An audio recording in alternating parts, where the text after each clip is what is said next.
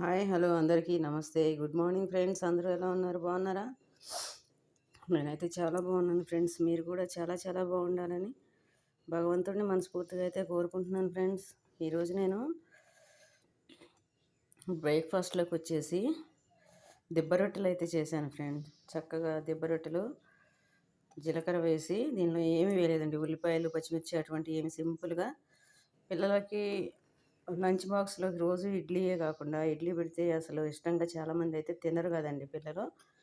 అటువంటి వాళ్ళ కోసం పెద్దవాళ్ళు కూడా కొంతమంది ఇడ్లీ తినాలంటే కొంచెం అయితే ఇబ్బందిగానే పడుతుంటారు, ఇష్టం లేకుండా. అందుకని సింపుల్గా అదే పిండితో ఈ పిండిని ఎలా చేసుకోవాలి అనేది అయితే నేను ఇప్పుడు చేశానండి. నేనైతే టిఫిన్ చేస్తున్నాను ఫ్రెండ్స్. దీనిలో కాంబినేషన్ అయితే కమ్మగా ఎండుమిర్చితో అల్లం చట్నీ అయితే చేశానండి. అల్లం, బెల్లం, చింతపండు, మిర్చి వేసి చక్కగా చేసి పోపు అయితే పెట్టేసుకున్నాను. ఈ రెండు కాంబినేషన్ అయితే మాత్రం ఎక్సలెంట్గా ఉంటుంది ఫ్రెండ్స్.